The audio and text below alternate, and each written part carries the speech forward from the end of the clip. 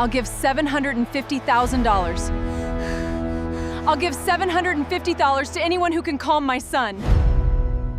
May I try something? They only saw a cowboy.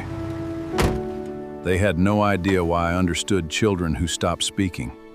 My name is Jacob Miller. I never had wealth, but I had something far more valuable. I knew what silence looked like. The day Eleanor Whitmore offered $750,000 to anyone who could calm her son, the entire county was watching. The annual charity gala at the Whitmore Ranch was supposed to be a celebration. Hundreds of guests had gathered beneath elegant white tents. Ranch owners, investors, local officials, and families filled the property. Music played softly in the background, while servers carried trays of food through the crowd. At the center of it all stood Eleanor Whitmore, the respected owner of the largest ranch in Texas. Beside her stood her 8-year-old son, Noah. Or at least he had been standing there moments earlier. Since losing his father several years before, Noah had changed. The cheerful little boy people once knew had become quiet and withdrawn. He rarely spoke to strangers. Most days he barely spoke to anyone at all. The grief seemed to build walls around him that nobody could break through. Then, in the middle of the event, something happened. A sudden wave of panic overwhelmed him. Noah froze. His breathing became uneven. His eyes filled with fear. Guests stepped back nervously. Psychologists rushed over. Doctors tried speaking to him. Employees attempted to comfort him. Nothing worked. The more people surrounded him, the worse it became. Eleanor looked helpless. Not like a powerful ranch owner, not like a millionaire, just a mother watching her child suffer. Then, in complete desperation, she made an offer that shocked everyone. I'll give $750,000 to anyone who can calm him down. The crowd fell silent. Nobody moved. Nobody knew what to do. Then a dusty cowboy standing near the edge of the gathering slowly stepped forward. Most people had never seen him before. He wasn't a doctor. He wasn't a psychologist. He wasn't an expert. Just a quiet cowboy wearing worn boots and an old hat. He glanced toward the frightened boy, then toward Eleanor, and in a calm voice he asked a simple question. "May I try something?" At that moment, nobody in the crowd could have imagined that one single word was about to change everything. My name is Jacob Miller. I'm 42 years old, and for most people in the county, I'm just another cowboy trying to keep a small ranch alive. I don't own thousands of acres. I don't attend charity galas. I don't have investors or business partners. What I have is a weathered ranch, a few horses, too many bills, and a daughter who means more to me than anything else in the world. Her name is Emma. She's 8 years old, the same age as Noah Whitmore, and if you ask anyone who knows her, they'll tell you she has 2 best friends, me and horses. Especially horses. Emma can spend hours talking to them, brushing them, feeding them, and telling them stories they probably don't understand. Somehow, they always seem willing to listen anyway. Most days, our life is simple. Not easy, but simple. We wake up early, feed the animals, repair whatever broke the day before, and try to make it through another month without any expensive surprises. The ranch isn't much compared to places like Whitmore Ranch. The barn roof leaks during storms. The tractor has more repairs than original parts. Some of the fencing is older than I am, and there were plenty of nights when I sat at the kitchen table wondering how I was going to pay the next round of bills. But through all of it, Emma kept me going, because years earlier, I made a promise to my wife, Sarah. The woman I thought I'd spend the rest of my life with. Cancer had other plans. By the time the doctors admitted there was nothing else they could do, we both understood what was coming. The night before she passed away, I sat beside her hospital bed while Emma slept nearby, holding a stuffed horse. Sarah reached for my hand. She looked exhausted, but her eyes were calm. "Promise me something." I told her anything. "Take care of our little girl." I promised. Then she smiled weakly. "Make sure she always knows she's loved." I promised that too. A few hours later, she was gone. For a long time after that, our house felt empty, too quiet, too different. But what worried me most wasn't my own grief. It was Emma's. Because grief looks different in children. Adults cry, adults talk, adults ask questions. Children often do something much harder. They become silent. After Sarah died, Emma stopped being herself. She stopped laughing as much, stopped talking, stopped telling stories.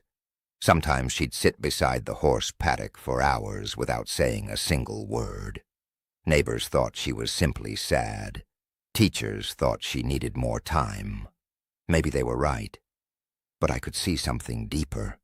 She wasn't just sad. She was lost. There were days when nothing I said seemed to reach her. Days when I felt completely helpless.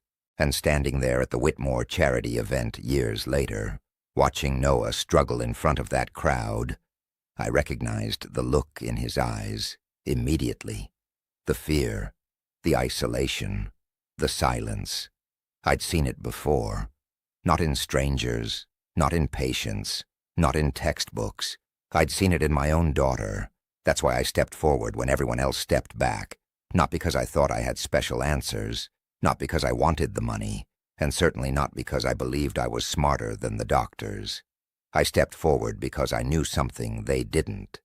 Sometimes the loudest cry for help isn't a scream. Sometimes it's silence. And as I looked at Noah Whitmore that afternoon, surrounded by worried adults who desperately wanted him to talk, I realized something. Nobody was listening to what his silence was trying to say. But I had heard it before, years earlier, from a little girl named Emma, and that was why I believed I might be able to help. As I watched the scene unfold, it became painfully obvious that nobody understood what was happening to Noah. The doctors meant well. The psychologists meant well. The ranch employees meant well. Even Eleanor, standing there with tears in her eyes, was doing everything she could. But every person surrounding Noah was making the same mistake. They were trying to make him speak. One person asked questions, another offered reassurance. Someone else tried distractions. A doctor crouched beside him and spoke softly. A psychologist suggested breathing exercises. An employee brought water. Another offered candy. The more people talked, the more Noah seemed to retreat into himself. His shoulders tightened. His eyes stayed fixed on the ground. His breathing remained uneven, and not once did he respond. Most people saw a child refusing to communicate. I saw something very different. I saw pain, because silence isn't always the absence of words. Sometimes silence is what happens when words hurt too much. I stood a short distance away and simply observed. Noah wasn't angry. He wasn't being stubborn. He wasn't trying to create attention. He looked scared, lost, overwhelmed. And the more I watched him, the more memories came rushing back. Memories of Emma. Years earlier, after Sarah died, I spent months trying to help my daughter through her grief. At first, I handled it exactly the wrong way. I asked questions constantly. How are you feeling? Do you want to talk? What's wrong? Every day I searched for the perfect words. Every day I tried to fix what was broken. And every day Emma became quieter. I remember one evening in particular. It had been almost 3 months since Sarah passed away. The sun was setting behind the ranch. Emma was sitting beside the horse paddock, hugging her knees. For nearly an hour, she didn't say a single word. Not one. Finally, I sat down beside her. I asked if she wanted to talk. She shook her head. I asked if she was sad. She didn't answer. I asked if she missed her mother. Still nothing. Then after several minutes of silence, she whispered something I'll never forget. "Dad, everybody wants me to talk." I looked at her. Tears filled her eyes. "But nobody understands." That sentence hit me harder than anything else, because she was right. I'd been trying so hard to make her speak that I forgot to listen, not to her words, to her pain. The breakthrough came when I stopped trying to fix her. Instead, I simply sat beside her, sometimes for hours. No questions, no pressure, no speeches, just presence. Little by little, she began opening up on her own, not because I forced her, because she finally felt safe. Standing at the Whitmore Ranch years later, I realized Noah was trapped inside that same storm. Different child, different loss, same pain. The crowd continued surrounding him. The doctors continued talking. The psychologists continued trying techniques. And with every passing minute, Noah looked more overwhelmed. That's when I made my decision. I walked toward Eleanor. She looked exhausted, terrified, desperate, like a mother who would trade everything she owned if it meant helping her child. I understood that feeling, because I had lived it. I glanced toward Noah, then back at her. "May I ask you something?" She nodded immediately. "Anything."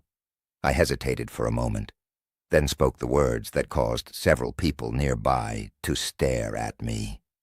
"I'd like to be alone with him." The doctors exchanged uncertain looks. The psychologists frowned.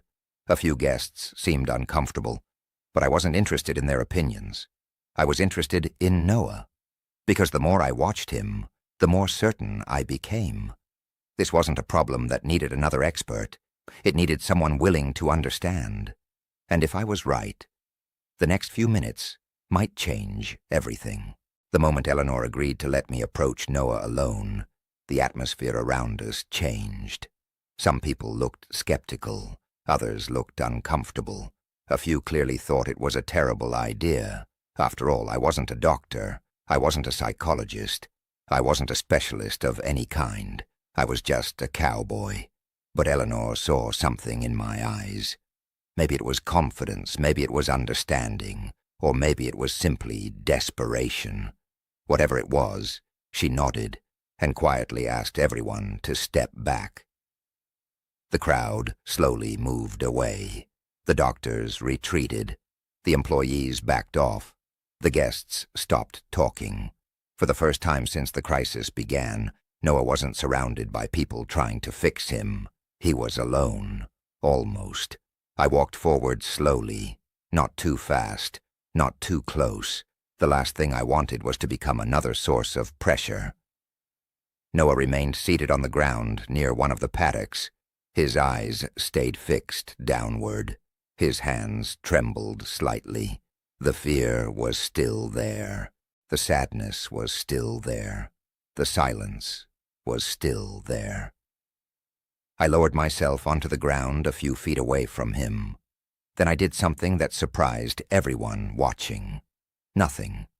I didn't introduce myself. I didn't ask questions. I didn't tell him everything would be okay. I didn't offer advice. I didn't try to force a conversation. I simply sat there. The crowd watched from a distance. Minutes passed. Noah never looked up.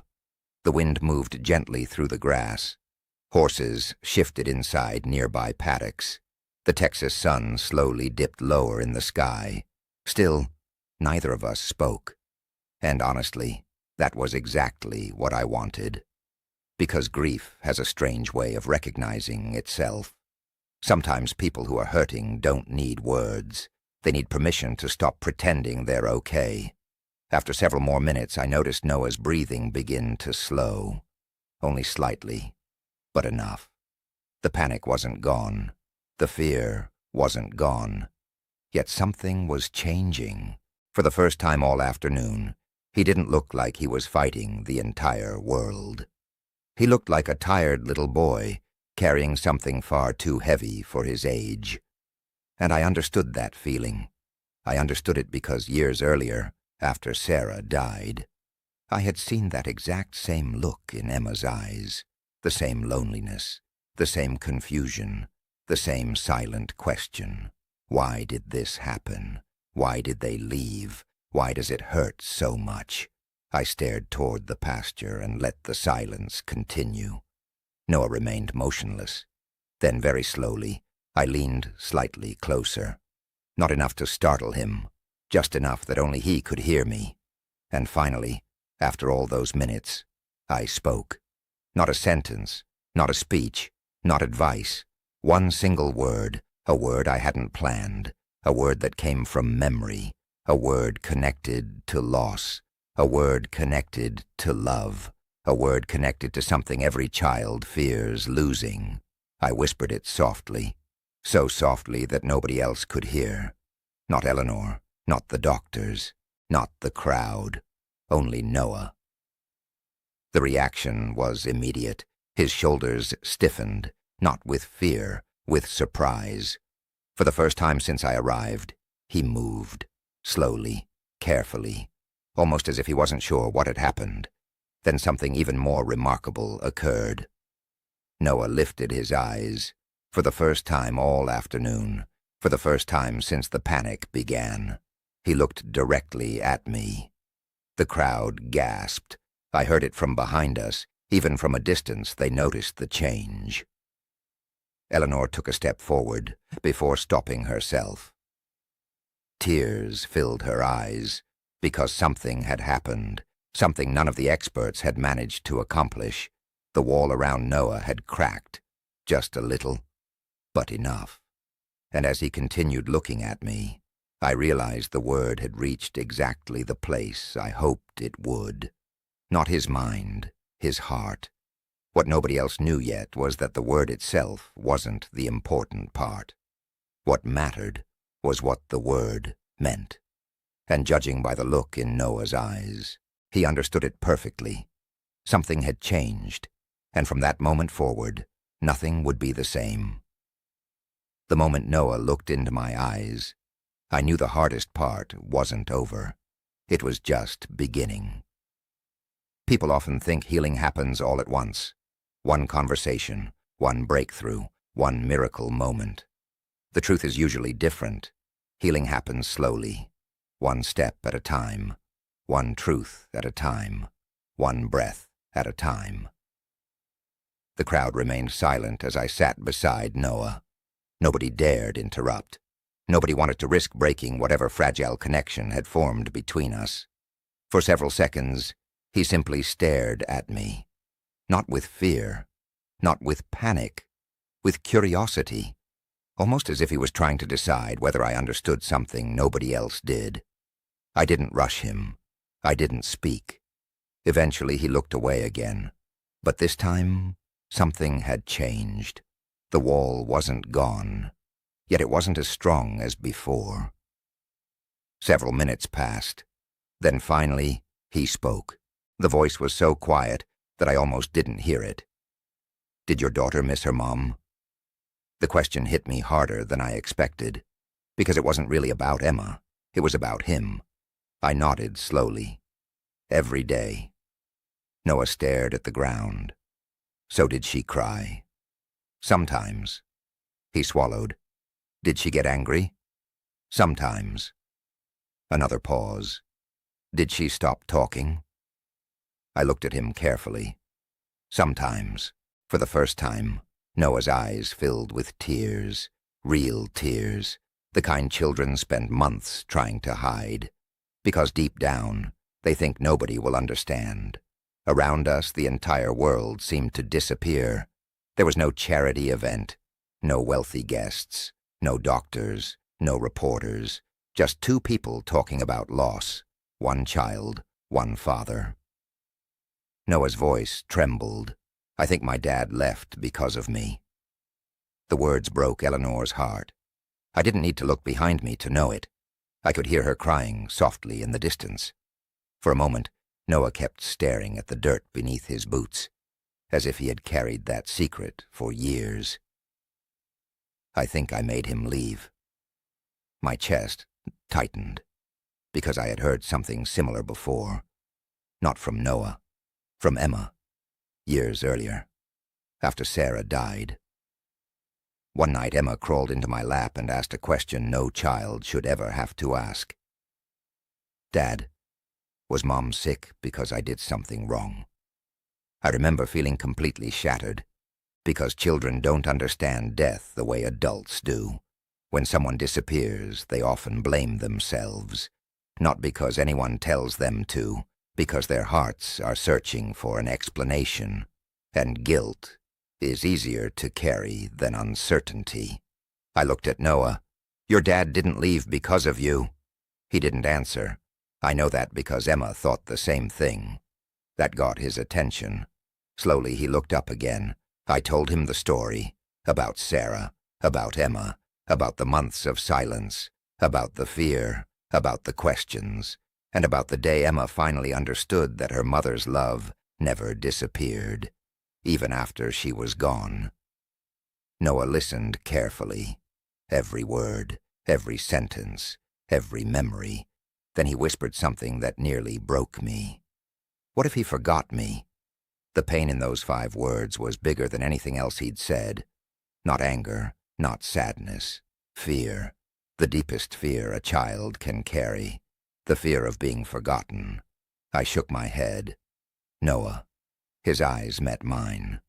A good father never forgets his child. The tears finally came. Not just for him. For Eleanor, too. For years, she had watched her son suffer without knowing the real reason, without knowing the burden he carried, the guilt, the fear, the loneliness. And suddenly everything made sense. The silence, the withdrawal, the panic. It was never about words. It was about pain, pain that had been trapped inside him for years. As Noah wiped his eyes, I realized something. The word I had whispered earlier wasn't magic. It wasn't a trick. It wasn't psychology. It was connected to the deepest wound in his heart. The wound created the day he lost his father. And now, for the first time, that wound was finally beginning to heal. What nobody else knew yet was that the word itself held the key to everything. The reason Noah looked up, the reason he finally spoke, the reason he was beginning to believe he hadn't been abandoned. And very soon, everyone would understand why. For several minutes after Noah finally opened up, neither of us spoke.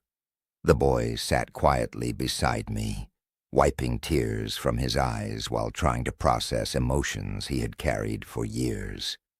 The crowd remained silent. Nobody wanted to interrupt. Nobody wanted to break the fragile moment unfolding in front of them. Behind us, I could hear Eleanor crying softly. Not because her son was hurting. She already knew that. She was crying because she finally understood why. For years, everyone had focused on Noah's silence. Nobody had focused on the pain hiding behind it.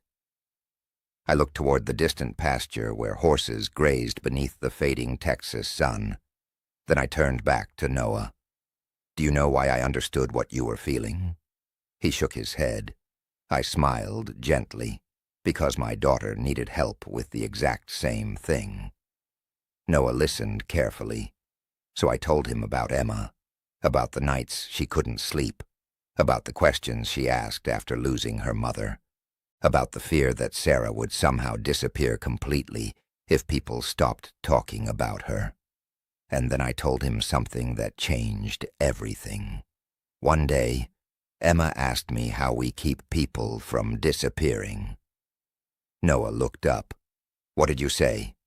I paused, because now it was finally time. The moment everyone had been waiting for, the reason I stepped forward, the reason Noah looked up, the reason he finally started talking, the reason everything changed. I looked directly into his eyes. "The word I whispered to you was..." I smiled. "Loved." Noah blinked. The crowd remained silent. I continued. "Not because your father loved you."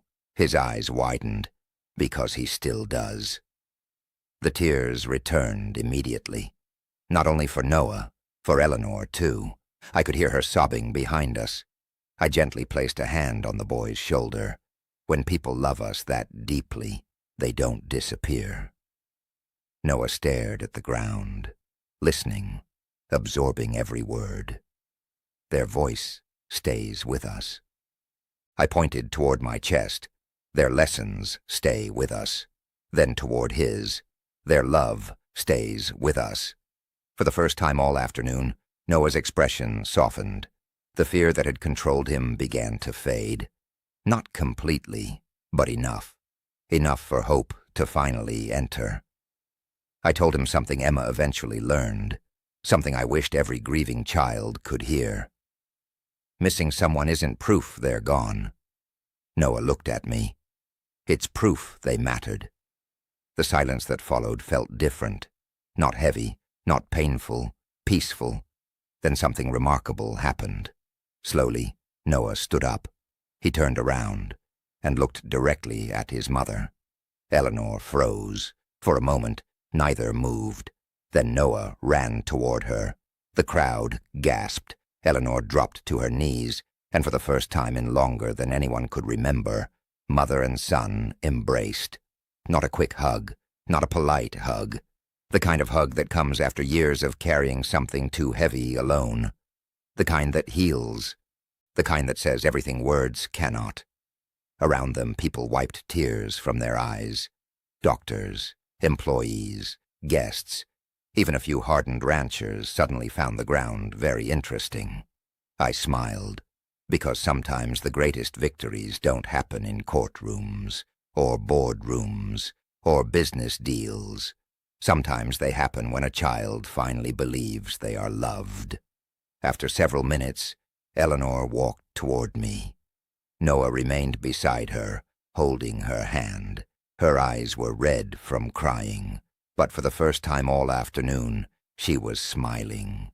Then she said something I never expected, something that instantly caught me off guard. "Jacob." She paused and looked directly at me. "I'd like to make you an offer."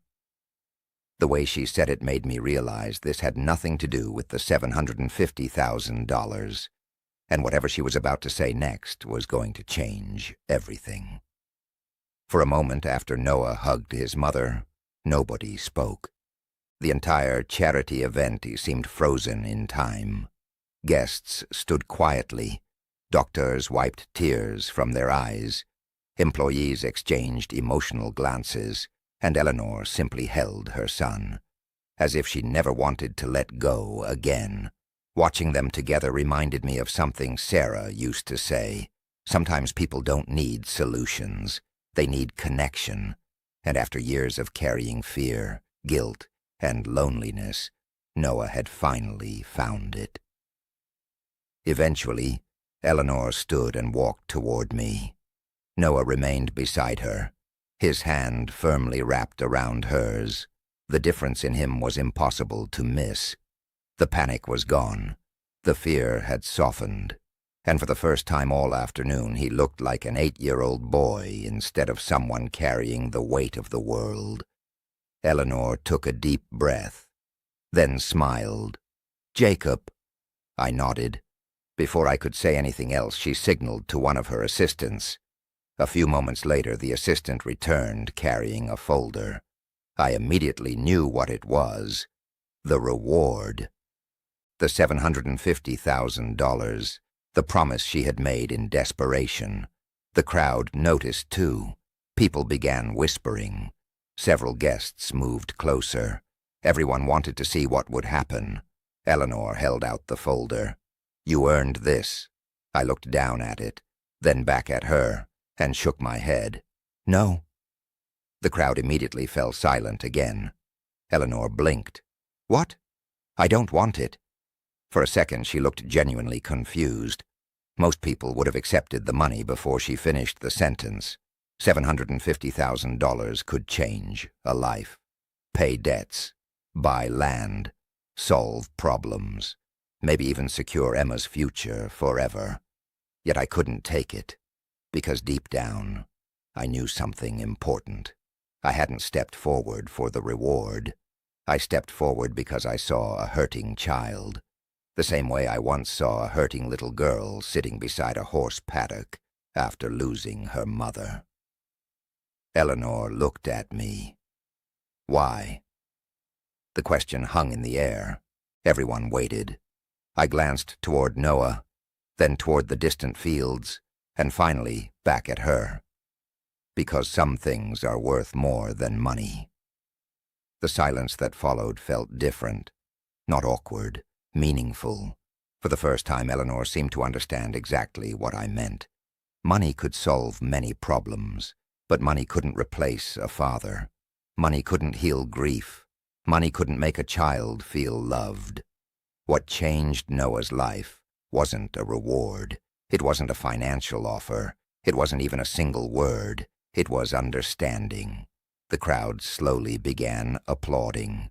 Not because I refused the money, because they finally understood the lesson too. The evening ended quietly.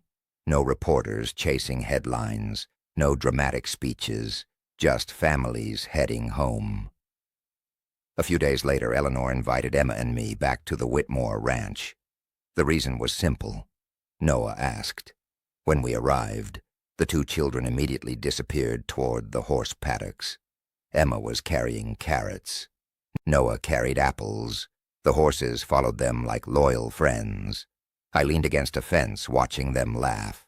For the first time, Noah looked completely free. No fear, no panic, no walls. Just a kid enjoying a beautiful afternoon. A few feet away, Eleanor stood beside me. Neither of us said much. We didn't need to. The Texas sunset painted the sky in shades of orange and gold. The horses moved peacefully through the pasture. The ranch felt calm, whole, alive. Emma laughed.